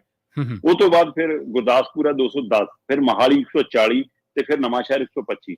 ਇਹ ਨੇ ਸਾਡੇ ਜਿਹੜੇ 5 ਜ਼ਿਲ੍ਹੇ ਸਭ ਤੋਂ ਮੂਹਰੇ ਨੇ। ਤੇ ਜੇ ਫਾਡੀਆਂ ਦੀ ਗੱਲ ਕਰਾਂ ਤਾਂ ਸ਼੍ਰੀ ਫਤਿਹਗੜ੍ਹ ਸਾਹਿਬ ਮਤਲਬ ਫਾਡੀਆਂ 'ਚ ਮੂਹਰੇ ਆਉਂਦਾ। ਫਤਿਹਗੜ੍ਹ ਸਾਹਿਬ ਵਿਖੇ ਸਿਰਫ 3.37 ਵਰਗ ਕਿਲੋਮੀਟਰ ਏਰੀਆ ਇਹ ਜੰਗਲਾਤ ਦੇ ਥੱਲੇ। ਉਹ ਤੋਂ ਬਾਅਦ ਬਰਨਾਲੇ ਦੇ ਵਿੱਚ ਮਾਤਰ 8.22 ਵਰਗ ਕਿਲੋਮੀਟਰ ਹੈ। ਉਹ ਤੋਂ ਬਾਅਦ ਮੋਗਾ 8.45, ਮਾਨਸਾ 9.99 ਤੇ ਕਪੂਰਥਲਾ 9.98, ਮਤਲਬ 10 ਵਰਗ ਕਿਲੋਮੀਟਰ ਤੋਂ ਵੀ ਘੱਟ ਹੈ ਇਹਨਾਂ 5 ਜ਼ਿਲ੍ਹਿਆਂ 'ਚ। ਇਹ ਸਥਿਤੀ ਹੈ। ਪਰ ਇਹਦੇ ਬੜਾ ਸਵਾਲ ਇਹ ਹੈ ਕਿ ਪਿਛਲੀਆਂ ਸਰਕਾਰਾਂ ਦੇ ਸਮੇਂ ਵੀ ਫੋਟੋਆਂ ਲੱਗਦੀਆਂ ਸੀ ਬੂਟੇ ਲੱਗਣ ਦੀਆਂ, ਹੁਣ ਉਹਦੇ ਨਾਲੋਂ ਥੋੜ੍ਹੀਆਂ ਜਿਹੀਆਂ ਵੱਧ ਪ੍ਰਚਾਰ ਵਾਲੀਆਂ ਲੱਗਣਗੀਆਂ, ਕਿਉਂਕਿ ਹੁਣ ਵਾਲਿਆਂ ਨੂੰ ਪ੍ਰਚਾਰ ਕਰਨਾ ਉਹਨਾਂ ਨੂੰ ਵਧੀਆ ਆਉਂਦਾ, ਇਸ਼ਤਿਹਾਰ ਵਧੀਆ ਦੇਣੇ ਆਉਂਦੇ ਨੇ। ਪਰ ਇਹ ਸੱਚਾਈ ਹੈ ਕਿ ਪੰਜਾਬ ਦੇ ਲੋਕ ਪਹਿਲਾਂ ਨਾਲੋਂ ਜਾਗਰੂਕ ਹੋਏ ਨੇ, ਸਰਕਾਰਾਂ ਨਹੀਂ। ਬੂਟੇ ਲਾਉਣ ਦੀ ਕਵਾਇਦ ਪਿੰਡਾਂ ਦੀਆਂ ਸ਼ਾਮਲਾਟ ਜ਼ਮੀਨਾਂ 'ਚ, ਸ਼ਮਸ਼ਾਨ ਘਾਟਾਂ 'ਚ, ਮੰਦਿਰਾਂ ਗੁਰਦੁਆਰਿਆਂ ਦੀਆਂ ਥਾਵਾਂ ਦੇ ਉੱਤੇ ਜਿਹੜੇ ਬੈੱਡ ਬਣਾ ਕੇ ਨੌਜਵਾਨ ਕਲੱਬਾਂ ਨੇ, ਪੰਚਾਇਤਾਂ ਨੇ, ਧੀਆਂ ਪੁੱਤਰਾਂ ਨੇ ਮਿਲ ਕੇ ਛੋਟੇ ਛੋਟੇ ਜੰਗਲ ਖੜੇ ਕੀਤੇ ਨੇ, ਛੋਟੇ ਛੋਟੇ ਪਿੰਡ 'ਚ ਬਾਗ ਲਾਏ ਨੇ, ਹੈ ਨਾ, ਪੁਰਾਣੇ ਰਵਾਇਤੀ ਸਾਡੇ ਦਰਖਤਾਂ ਨੂੰ ਬਹਾਲ ਕੀਤਾ। ਸੋ ਇਹ ਕਵਾਇਦ ਪੰਜਾਬ ਨੂੰ ਸਿਹਰਾ ਜਾਂਦਾ। ਇਹਦਾ ਸਿਹਰਾ ਰਾਜਨੀਤਿਕ ਧਿਰਾਂ ਲੀਡਰ ਬਣਨ ਦੀ ਕੋਸ਼ਿਸ਼ ਨਾ ਕਰਨ। ਉਹ ਤਾਂ ਬੂਟੇ ਵੀ ਨਹੀਂ ਚੱਜ ਨਾਲ ਉਪਲਬਧ ਕਰਾ ਪਾਉਂਦੇ ਸੀ, ਕਈਆਂ ਥਾਵਾਂ ਤਾਂ ਮੁੱਲ ਖਰੀਦਣੇ ਪਏ ਨੇ ਅਗਲਿਆਂ ਨੂੰ। ਸੋ ਇਸ ਲਈ ਵੈਸੇ ਐਕਟੀ ਸਰਕਾਰ ਨੇ ਲਿਫਾਫੇ ਬਣਾਉਣ ਦੀ ਫੈਕਟਰੀ ਵੀ ਆਪਣੀ ਆਪ ਲਵਾ ਲਈ, ਯੂਨਿਟ ਆਪਣਾ ਆਪ ਲਵਾ ਲਿਆ ਮਾਨ ਸਰਕਾਰ ਉਹਨਾਂ ਨੇ। ਹੁਣ ਇਹ ਪਤਾ ਨਹੀਂ ਬਾਅਦ ਚੋਂ ਕਿਸੇ ਦਾ ਕਿਹਦਾ ਹਿੱਸਾ ਨਾ ਨਿਕਲ ਜਵੇ, ਟੈਲਾਂ ਵਾਲਿਆਂ ਵਾਂਗ, ਹੈ ਨਾ। ਫਿਲਹਾਲ ਪਤਾ ਲੱਗ ਰਿਹਾ ਕਿ ਕਿਉਂਕਿ 3 ਕਰੋੜ ਜੇ ਬੂਟੇ ਲਾਉਣੇ ਤਾਂ 3 ਕਰੋੜ ਤਾਂ ਮਤਲਬ 5 ਕਰੋੜ ਦਾ ਬੂਟੇ ਪੈਦਾ ਕਰੋਗੇ ਨਾ, ਫਿਰ 5 ਕਰੋੜ ਕਾਲਾ ਜਿਹਾ ਲਿਫਾਫਾ ਚਾਹੀਦਾ ਹੋਊਗਾ। ਸੋ ਅਗਲੇ ਕਹਿੰਦੇ ਮੁੱਲ ਖਰੀਦਣ ਨਾਲੋਂ ਆਪਣਾ ਯੂਨਿਟ ਰੱਖਿਓ। ਜੇ ਸਰਕਾਰੀ ਯੂਨਿਟ ਹੈ ਚੰਗੀ ਗੱਲ ਹੈ, ਸਗੋਂ ਤੇ ਹੋਰ ਜਿਹੜੇ ਵੇਚਦੇ ਨੇ ਬੂਟੇ ਲਾ ਕੇ, ਕਿਆਰੀਆਂ ਬਣਾ ਕੇ ਤਿਆਰ ਕਰਕੇ, ਉਹਨਾਂ ਤੱਕ ਵੀ ਨਰਸਰੀਆਂ ਨੂੰ ਉਹਨਾਂ ਨੂੰ ਵੀ ਪਹੁੰਚਦੇ ਕਰੋ ਸਗੋਂ ਤੇ, ਇਹ ਚੰਗੀ ਗੱਲ ਹੈ। ਪਰ ਜੇ ਕੱਲ ਨੂੰ ਇਹਦੇ ਵਿੱਚ ਵੀ ਕਪੜਾ ਨਿਕਲਿਆ ਕਿ ਕਾਲੇ ਲਿਫਾਫੇ ਕਿਤੇ ਕਾਲਾ ਕੰਮ ਨਿਕਲ ਜਵੇ, ਵੱਖਰਾ ਸਵਾਲ ਹੈ। ਪਰ ਫਿਲਹਾਲ ਪੰਜਾਬ ਦੇ ਵਿੱਚ ਗ੍ਰੀਨ ਖੇਤਰ ਵੱਧ ਰਿਹਾ, ਇਹ ਚੰਗੀ ਕਵਾਇਦ ਹੈ। ਹਾਂਜੀ, ਬਿਲਕੁਲ। ਇਹ ਜਿਵੇਂ ਤੁਸੀਂ ਜ਼ਿਕਰ ਕੀਤਾ ਨਾ, ਕਲੱਬਾਂ ਦਾ, ਜਥੇਬੰਦੀਆਂ ਦਾ, ਪਿੰਡ ਪੱਧਰ ਤੇ ਜਾਗਰੂਕਤਾ ਦਾ, ਪਿੰਡ ਦੇ ਮੁੰਡਿਆਂ ਦਾ, ਨੌਜਵਾਨਾਂ ਦਾ, ਧੀਆਂ ਦਾ, ਬਜ਼ੁਰਗਾਂ ਦਾ, ਸਭ ਦਾ ਹੀ ਯੋਗਦਾਨ ਹੈ। ਸਾਂਝੀਆਂ ਥਾਵਾਂ ਤੇ ਖੈਰ ਪਿਛਲੇ ਕਾਫੀ ਸਮੇਂ ਤੋਂ ਲੋਕਾਂ ਦੇ ਵਿੱਚ ਜਾਗਰੂਕਤਾ ਆਈ ਹੈ। ਸੜਕਾਂ ਦੇ ਕਿਨਾਰਿਆਂ ਤੇ, ਨਹਿਰਾਂ, ਸੂਇਆਂ, ਕੱਸੀਆਂ, ਖਾਲਿਆਂ ਤੇ ਲੋਕਾਂ ਨੇ ਦਰਖਤ ਲਾਏ ਨੇ। ਪਿੱਛੇ ਤਾਂ ਇਹ ਵੀ ਇੱਕ ਮੁਹਿੰਮ ਚੱਲੀ ਸੀ ਕਿ ਆਪਦੀ ਮੋਟਰ ਵਾਲਾ ਕੋਠਾ ਹੁੰਦਾ ਆਪਣੇ ਖੇਤ ਦੇ ਵਿੱਚ, ਹਾਂਜੀ, ਉੱਥੇ ਵੀ ਲਾਓ। ਇਹਨੂੰ ਵੀ ਚੰਗਾ ਹੁੰਗਾਰਾ ਮਿਲਿਆ ਕਿ ਸੋ ਇਹ ਨਹੀਂ ਗਾ ਕਿ ਪੰਜਾਬੀ ਹਰ ਪਾਸਿਓਂ ਵੇਸਲਾ ਹੀ ਹੈ, ਜਿਹੜੇ ਪਾਸੇ ਪੈ ਜਾਂਦਾ ਮੁੜ ਕੇ ਤੌਬਾ ਵੀ ਕਰਾ ਦਿੰਦਾ। ਪਰ ਇੱਕ ਗੱਲ ਇਹ ਵੀ ਹੈ ਸ਼ਰਮਾ ਜੀ ਕਿ ਇਸੇ ਦੇ ਵਿੱਚੋਂ ਗੱਲ ਨਿਕਲ ਗਈ ਹੈ, ਸਰਕਾਰ ਦਾ ਆਪਦਾ ਇੱਕ ਬਾਗਬਾਨੀ ਮਹਿਕਮਾ ਹੈ, ਬਕਾਇਦਾ ਉਹਦੀਆਂ ਨਰਸਰੀਆਂ ਬਣੀਆਂ ਹੋਈਆਂ ਜਿਹੜੀਆਂ ਕਿ ਐਕਟਿਵ ਨੇ, ਸਰਗਰਮ ਨੇ। ਸਾਡੇ ਜ਼ਿਲ੍ਹੇ ਦੇ ਵਿੱਚ ਕਈ ਵਾਰੀ ਮੌਕਾ ਮਿਲਿਆ ਉਹਨਾਂ ਨਰਸਰੀਆਂ ਦੇ ਵਿੱਚ ਜਾਣ ਦਾ, ਔਰ ਉੱਥੇ ਅਮਲੇ ਨੂੰ ਸਲਾਮ ਹੈ ਇਸ ਮਾਮਲੇ ਦੇ ਵਿੱਚ। ਉਹ ਚੰਗੀ ਪਨੀਰੀ ਲਾਉਂਦੇ ਨੇ, ਚੰਗੀਆਂ ਟਾਹਲੀਆਂ, ਨਿੰਮਾਂ, ਕਿੱਕਰਾਂ, ਬੇਰੀਆਂ, ਅਮਰੂਦ, ਨਿੰਮ, ਜਾਮਣ, ਬੋੜ, ਸਾਰਾ ਕੁਛ ਹੀ ਲਾਉਂਦੇ ਨੇ ਉਹ। ਸੋ ਇੱਕ ਵਧੀਆ ਉਪਰਾਲਾ। ਪਰ ਜਿਵੇਂ ਤੁਸੀਂ ਕਿਹਾ ਕਿ ਇਹ ਸਿਹਰਾ ਸਿਆਸੀ ਜਮਾਤ ਦਾ ਨਹੀਂ, ਇਹ ਲੋਕਾਂ ਦਾ ਸਿਹਰਾ ਹੈ ਜੀ। ਤੇ ਜਾਂਦੇ ਜਾਂਦੇ ਗੱਲ ਕਰੀਏ ਆਪਾਂ ਭਲਵਾਨਾਂ ਦੇ ਅੰਦੋਲਨ ਦੀ। ਅਮਿਤ ਸ਼ਾਹ ਦੇ ਨਾਲ ਬੈਠਕ ਹੋਈ ਹੈ ਸ਼ਰਮਾ ਜੀ ਇਹਨਾਂ ਦੀ, ਤੇ ਉਸ ਤੋਂ ਬਾਅਦ ਅਫਵਾਹਾਂ ਦਾ ਬਾਜ਼ਾਰ ਗਰਮ ਕਿਉਂ ਹੋ ਗਿਆ? ਕਿਉਂਕਿ ਨੌਕਰੀ ਦੀ ਗੱਲ ਚੱਲੀ ਸੀ ਕਿ ਇਹਦਾ ਨੌਕਰੀ ਤੇ ਪਰਤ ਆਇਆ, ਤੇ ਉਹ ਕਹਿੰਦੇ ਅਸੀਂ ਜ਼ਿੰਦਗੀ ਤੇ ਇੱਜ਼ਤ ਨਾਲੋਂ ਨੌਕਰੀ ਨੇੜੇ ਥੋੜ੍ਹੋ ਹੈ, ਸੋ 10 ਸਕਿੰਟ ਨਹੀਂ ਲਾਵਾਂਗੇ ਇਸ ਤਾਂ ਨੌਕਰੀ ਛੱਡਣ ਲੱਗੇ ਜੀ। ਬਿਲਕੁਲ ਪ੍ਰਵੀਨ ਜੀ, ਇਹ ਵੱਡਾ ਮੁੱਦਾ ਬਣਦਾ ਜਾ ਰਿਹਾ ਕਿ ਇਹ ਅਫਵਾਹਾਂ ਕਿਹਦੀ ਆਈਟੀ ਟੀਮ ਫੈਲਾ ਰਹੀ ਹੈ, ਕਿਹਦਾ ਗੈਂਗ ਫੈਲਾ ਰਿਹਾ ਹੈ, ਕਿ ਇਹ ਬੈਠਕ ਹੀ ਇਸੇ ਸਾਜ਼ਿਸ਼ ਦਾ ਹਿੱਸਾ ਹੀ ਤਾਂ ਨਹੀਂ ਸੀ। ਕਿਉਂਕਿ ਹੁਣ ਪਹਿਲਵਾਨ ਕਹਿ ਰਹੇ ਨੇ ਕਿ ਬੈਠਕ ਦਾ ਕੁਝ ਇਹੋ ਜਿਹਾ ਨਿਕਲਿਆ ਹੀ ਨਹੀਂ ਕੋਈ ਸੱਚ। ਤੇ ਕੀ ਉੱਥੋਂ ਹੀ ਇਹ ਉਹਨਾਂ ਨੂੰ ਕਿਹਾ ਗਿਆ ਕਿ ਹਾਂ ਤੁਸੀਂ ਘੱਟੋ ਘੱਟ ਨੌਕਰੀ ਤੇ ਜੁਆਇਨ ਕਰੋ, ਕਿ ਸਾਡੇ ਤੇ ਭਰੋਸਾ ਰੱਖੋ? ਕਿਉਂਕਿ ਅਮਿਤ ਸ਼ਾਹ ਕੋਲੇ ਹੈ ਗ੍ਰਹਿ ਮੰਤਰਾਲਾ, ਦਿੱਲੀ ਪੁਲਿਸ ਉਹਨਾਂ ਦੇ ਅਧੀਨ ਆਉਂਦੀ ਹੈ। ਤੇ ਪਰ ਮਾਹਿਰਾਂ ਦਾ, ਕੁਝ ਧਿਰਾਂ ਦਾ ਮੰਨਣਾ ਹੈ ਕਿ ਨਿਕਲਣਾ ਕੁਛ ਨਹੀਂ ਜੀ, ਬ੍ਰਿਜ ਭੂਸ਼ਣ ਦੀ ਗ੍ਰਿਫਤਾਰੀ ਤਾਂ ਨਹੀਂ ਹੁੰਦੀ। ਠੀਕ ਹੈ, ਕਿਉਂਕਿ ਕੱਲ ਜਿਵੇਂ ਦਿਨ ਭਰ ਇਹ ਵਿਚਾਰ ਚਰਚਾਵਾਂ ਚਲਾਈਆਂ, ਉਹ ਸਿੱਧਾ ਸੀਗਾ ਕਿ ਪਹਿਲਵਾਨਾਂ ਨੂੰ ਸ਼ੱਕੀ ਬਣਾ ਦਿਓ, ਸ਼ੱਕ ਦੇ ਦਾਇਰੇ ਚ ਲਿਆ ਦਿਓ ਕਿ ਜੀ ਉਹ ਨਾਬਾਲਗ ਦੇ ਮਾਪੇ ਮੁੱਕਰ ਗਏ ਜੀ, ਉਹ ਤਾਂ ਜੀ ਕਨਾਟ ਪਲੇਸ ਪਹੁੰਚ ਗਏ ਜੀ, ਦੇਖੋ ਜੀ, ਜਦੋਂ ਕਿ ਸੱਚਾਈ ਕਿਸੇ ਨੂੰ ਨਹੀਂ ਪਤਾ। ਆਏ ਜਾਂ ਨਹੀਂ ਆਏ, ਉਹਨਾਂ ਨੂੰ ਜੀ ਪਟਿਆਲਾ ਹਾਊਸ 'ਚ ਵੀ ਲੈ ਗਏ ਜੀ, ਉਹ ਤਾਂ ਜੀ ਮਾਫੀ ਮੰਗੇ ਜੀ। ਮਤਲਬ ਇੰਨੀ ਅਫਵਾਹ ਫੈਲਾਈ ਗਈ, ਜਦੋਂ ਕਿ ਉਹਦੇ ਮਾਪੇ ਕਹਿੰਦੇ ਕਿਸੇ ਦੇ ਸੰਪਰਕ 'ਚ ਨਹੀਂ ਹੈਗੇ। ਉਹ ਕਹਿੰਦੇ ਕਿਹਨੂੰ ਬਾਰ-ਬਾਰ ਦੇਈ ਜਾਈਏ, ਜਵਾਬ ਦੇਈਏ, ਅਸੀਂ ਤਾਂ ਮਤਲਬ ਕਿ ਅਪਮਾਨਿਤ ਮਹਿਸੂਸ ਕਰਨ ਲੱਗੇ, ਪੀੜਤ ਮਹਿਸੂਸ ਕਰਨ ਲੱਗੇ, ਸਾਡੀ ਬੱਚੀ ਡਿਪਰੈਸ਼ਨ 'ਚ ਜਾਈ ਜਾਂਦੀ ਆ। ਪਰ ਅਸੀਂ ਕਹਿੰਦੇ ਪਿੱਛੇ ਨਹੀਂ ਹਟੇ। ਹੁਣ ਵੀ ਉਹਨਾਂ ਦਾ ਸੁਨੇਹਾ ਜਿਹੜਾ ਆਇਆ ਕਿ ਅਸੀਂ ਕੋਈ FIR ਅਜੇ ਵਾਪਸ ਨਹੀਂ ਲਈ, ਪਰ ਜਿਹੋ ਜੀ ਅਸੀਂ ਸਥਿਤੀ 'ਚੋਂ ਲੰਘ ਰਹੇ ਆ, ਪਤਾ ਨਹੀਂ ਕੱਲ ਨੂੰ ਕੀ ਹੋਣਾ। ਜੀ। ਦੂਸਰੇ ਪਾਸੇ ਪਹਿਲਵਾਨਾਂ ਬਾਰੇ ਕਿ ਲਓ ਜੀ ਨੌਕਰੀਆਂ ਤੇ ਆ ਗਏ ਜੀ, ਇਹਦਾ ਮਤਲਬ ਅੰਦੋਲਨ ਵਾਪਸ ਲੈ ਲਿਆ। ਉਹ ਕਹਿੰਦੇ ਭਾਈ ਨੌਕਰੀ ਜੁਆਇਨ ਕਰਨਾ ਵੱਖਰੀ ਗੱਲ ਆ, ਅੰਦੋਲਨ ਸਾਡਾ ਕਾਇਮ ਆ ਤੇ ਅਸੀਂ ਬ੍ਰਿਜਭੂਸ਼ਣ ਦੀ ਗ੍ਰਿਫਤਾਰੀ ਤੇ ਅੜੇ ਆ ਤਾਂ ਅੜੇ ਆ ਜੀ। ਸੋ ਹੋ ਸਕਦਾ ਅਮਿਤ ਸ਼ਾਹ ਨੇ ਕਿਹਾ ਹੋਵੇ ਪਹਿਲਾਂ ਨੌਕਰੀ ਜੁਆਇਨ ਕਰੋ, ਫਿਰ ਅਸੀਂ ਗ੍ਰਿਫਤਾਰੀ ਪਾਵਾਂਗੇ। ਅਗਲੇ ਕਹਿੰਦੇ ਕੋਈ ਨਾ, ਤੁਹਾਡੀ ਵੀ ਮੰਨ ਕੇ ਦੇਖ ਲੈਂਦੇ ਆ। ਬਿਲਕੁਲ ਸਹੀ। ਪਰ ਇਹ ਸਭ ਦੇ ਦਰਮਿਆਨ ਖਾਪ ਪੰਚਾਇਤਾਂ ਨੇ, ਕਿਸਾਨ ਜਥੇਬੰਦੀਆਂ ਨੇ, ਸੁਰਤ ਧਿਰਾਂ ਨੇ ਕਿਹਾ ਕਿ ਅਸੀਂ ਤੁਹਾਡੇ ਸੁਨੇਹੇ ਦਾ ਇੰਤਜ਼ਾਰ ਕਰਾਂਗੇ। 2 ਤੋਂ 3 ਦਿਨ ਸਮਾਂ ਮੰਗਿਆ ਉਹਨਾਂ ਨੇ ਕਿ 2-3 ਦਿਨਾਂ ਬਾਅਦ ਜੇ ਤੁਸੀਂ ਕਹੋਗੇ ਦੁਬਾਰਾ ਕਾਲ, ਅਸੀਂ ਦੁਬਾਰਾ ਤੁਹਾਡੀ ਕਾਲ ਤੇ ਆਵਾਂਗੇ। ਪਰ ਹੁਣ ਦੇਖਣ ਵਾਲੀ ਗੱਲ ਹੋਏਗੀ ਕਿ ਜਿਹੜੀ ਇਹ ਅਫਵਾਹ ਫੈਲਾਈ ਜਾ ਰਹੀ ਹੈ ਨਾਬਾਲਗ ਬੱਚਿਆਂ ਵਾਲੀ, ਇਹਨਾਂ 3 ਪਹਿਲਵਾਨਾਂ ਵਾਲੀ, ਉਹ ਕਹਿੰਦੇ ਕੋਈ ਨਾ ਜੀ ਨੌਕਰੀ ਕਿਹੜੀ ਗੱਲ ਹੁੰਦੀ ਆ, ਤੇ 10 ਘੰਟੇ ਨਹੀਂ ਲਾਉਂਦੇ, ਛੱਡ ਦਾਂਗੇ। ਤੇ ਕਹਿੰਦੇ ਸਾਨੂੰ ਡਰਾਉਣ ਦੀ ਕੋਸ਼ਿਸ਼ ਨਾ ਕਰੋ ਇਸ ਬਾਰੇ ਨਾਲ। ਤੇ ਪਰ ਦੂਸਰੇ ਪਾਸੇ ਉਹ ਕਹਿ ਕੇ ਆਏ ਨੇ ਅਮਿਤ ਸ਼ਾਹ ਨੂੰ ਕਿ ਇੱਕ ਤਾਂ ਉਹਦੀ ਗ੍ਰਿਫਤਾਰੀ ਪਾਓ, ਦੂਸਰਾ ਜਿਹੜੀ ਨਵੀਂ ਟੀਮ ਚੁਣੀ ਜਾਵੇ ਉਹਦੇ ਵਿੱਚ ਇਹਦਾ ਕੋਈ ਰਿਸ਼ਤੇਦਾਰ ਵੀ ਨਹੀਂ ਹੋਣਾ ਚਾਹੀਦਾ, ਇਹਦਾ ਕੋਈ ਨੇੜਲਾ ਨਹੀਂ ਹੋਣਾ ਚਾਹੀਦਾ। ਤੀਸਰਾ ਜਾਂਚ ਸਪਸ਼ਟ ਰੂਪ ਚ ਛੇਤੀ ਸਾਹਮਣੇ ਆਵੇ। ਤਾਂ ਉਹਨਾਂ ਨੇ ਭਰੋਸਾ ਦਿੱਤਾ ਕਿ ਇੱਕ ਤਾਂ ਪੁਲਿਸ ਆਪਣਾ ਕੰਮ ਕਰ ਰਹੀ ਹੈ, ਛੇਤੀ ਚਾਰਜ ਸ਼ੀਟ ਆ ਸਕਦੀ ਹੈ। ਪਰ ਕਪਿਲ ਸਿੱਬਲ ਸਣੇ ਕਈ ਤਰ੍ਹਾਂ ਨੇ ਖਾਸਾ ਪ੍ਰਗਟਾਇਆ ਜੀ।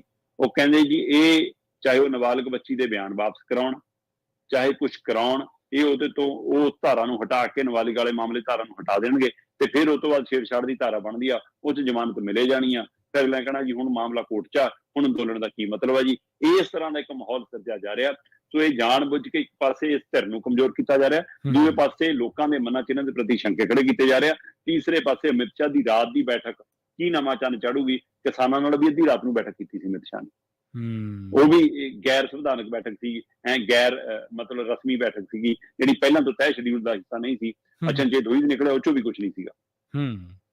ਸੋ ਉਸੇ ਤਰ੍ਹਾਂ ਦੀ ਇਹ ਰਾਤ ਦੇ 10:30 ਵਜੇ ਸ਼ੁਰੂ ਹੋ ਕੇ 1 ਵਜੇ ਤੱਕ ਅਮਿਤ ਸ਼ਾਹ ਜੀ ਨੂੰ ਦਿਨ ਮਿਲਣ ਦਾ ਟਾਈਮ ਕਿਉਂ ਨਹੀਂਗਾ। ਸੋ ਇਸ ਲਈ ਇਹ ਵੀ ਕਈ ਪਹਿਲੂ ਨੇ ਕਿ ਰਾਤ ਦੇ ਹਨੇਰਿਆਂ 'ਚ ਕੀ ਕੁਛ ਹੁੰਦਾ। ਸੋ ਇਹ ਦੇਖਣ ਵਾਲੀ ਗੱਲ ਹੋਏਗੀ। ਪਰ ਪਹਿਲਵਾਨ ਕਹਿੰਦੇ ਕਿ ਅਸੀਂ ਪਰਤ ਕੇ ਨੌਕਰੀ ਤੇ ਆਏ ਹਾਂ, ਪਰ ਅੰਦੋਲਨ ਤੋਂ ਵਾਂਝੇ ਨਹੀਂ ਹੋਏ ਹਾਂ, ਅਜੇ ਸੰਘਰਸ਼ ਜਾਰੀ ਹੈ। ਸਰਕਾਰਾਂ ਦਾ ਕੰਮ ਸੰਘਰਸ਼ਾਂ ਦੇ ਵਿੱਚ ਸੁਲ੍ਹਾ ਕਰਨਾ ਹੀ ਨਹੀਂ ਹੁੰਦਾ, ਸੰਘਰਸ਼ਾਂ ਦੇ ਨਾਲੋਂ ਲੋਕਾਂ ਨੂੰ ਤੋੜਨਾ ਵੀ ਹੁੰਦਾ।